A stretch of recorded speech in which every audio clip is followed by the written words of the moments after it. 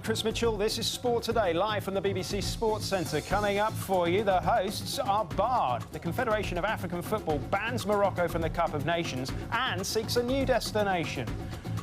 Find out why this suspended world #1 is a hero in Malaysia, but banned from badminton for doping. And leading us all a merry dance, all the way to Sochi, the races were manipulated and Vanessa-Mae is banned.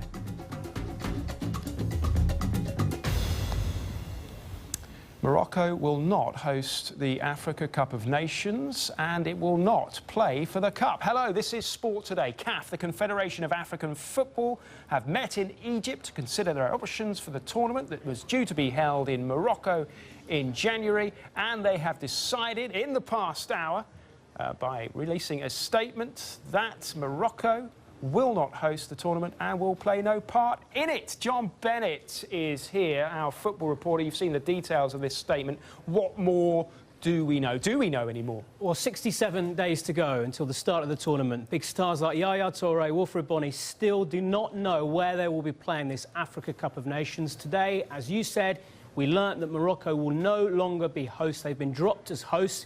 That's because they refused to host the tournament on time.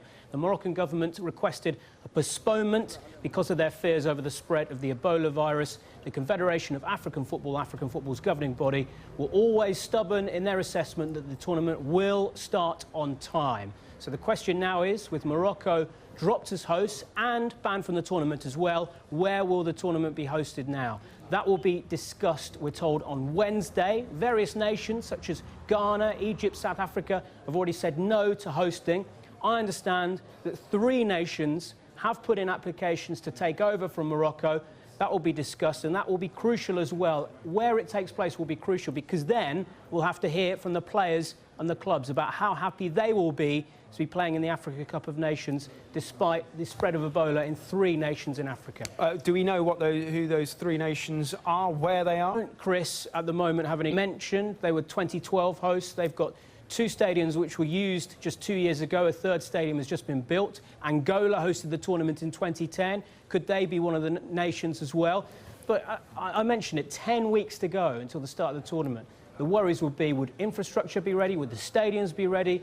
Would everything be ready to host this tournament? It's a very, very short time to host what is a big, big competition, the Africa Cup of Nations, the showpiece event in African football. There is absolutely no chance, though, that the tournament will ultimately not take place. Because, as you say, there's very little time now to put things in place in a different country or countries. We've seen how things can change over the next few weeks, so I would definitely not rule it out, but I would say the chances are slim. The Confederation of African Football determined that 1, this tournament will go ahead, determined that 2, this tournament will start on time. A lot of people have said, why not delay it another year? But the Confederation of African Football say, why should we do that? This is our showpiece event. We want to put on a good show. Why should we let anything stop us? Clearly, there's a danger that they won't put on a good show, though, because they won't have time to organise a good show. John Bennett, thank you very much indeed. He's one of the biggest stars in Malaysia.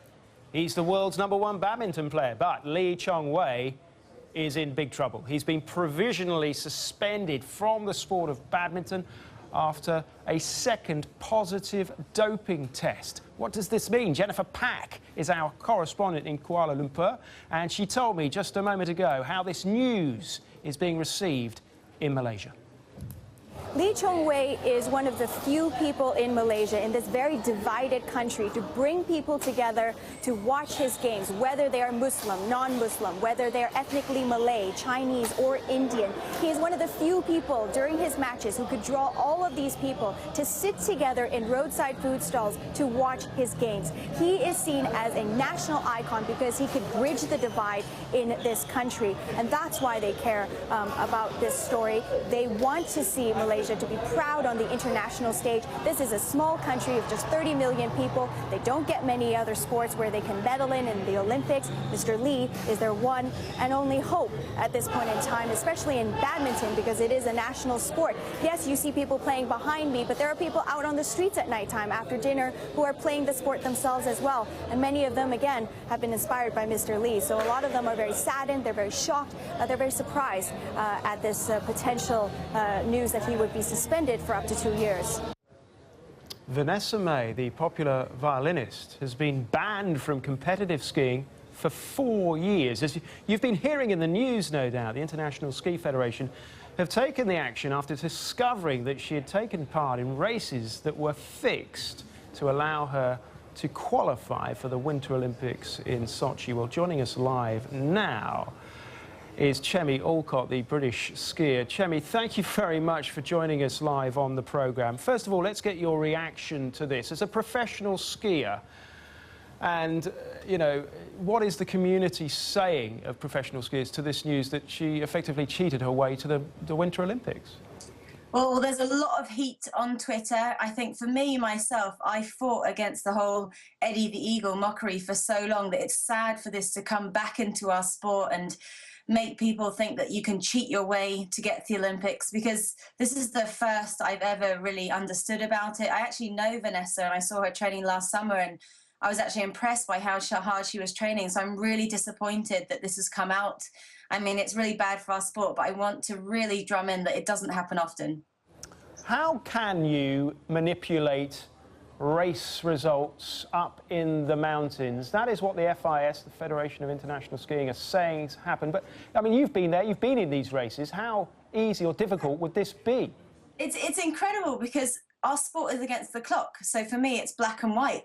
But the extent that they went to cheat is incredible. There were girls who were on the race results who weren't even on the mountain. There were people who were already on course before the start wand had gone. You know, they went to huge attempts to make this happen. And that's, you know, there was a lot of planning for this to happen. It wasn't something that they just thought about on the day, and that's what really kind of sours it for me. And you know, the Olympics is the be-all and end-all of every athlete's career. I spent 20 years chasing my dreams to get there, and even after getting injured, you know, my Sochi dreams were in the balance, and I just got there. And my husband, he didn't make it. You know, the British criteria is really, really tough. So to see that someone can cheat their way to make their dreams can happen, and the ban actually isn't going to affect her that much, because her vision was to get to the Olympics. She doesn't want to keep going on to be a ski racer. You know, she's gone on back to her old life, and I'm really, really sad by this. We haven't got much time, Chemmy, I'm afraid, but it's all rather convenient, isn't it, that this comes out now, because Vanessa-Mae was a face of the Sochi Winter Games. Why didn't they take action sooner? In the IOC's defence, these results that we're talking about, they happened just before the game. So this was a last-minute panic from her and her team, possibly, to go, you know, she hasn't qualified for the Olympics, she isn't good enough, let's put on these races. And this did happen just before the games started. But, you know, everyone likes to glamorise sport, and she brought a lot of story into the Olympics. And it's just sad that she's left the Olympics, and there's a lot of story now too. OK, Chemmy, thank you very much indeed for joining us live on BBC World News. Our top story: Morocco will not host the Africa Cup of Nations. They will not take part in the Africa Cup of Nations.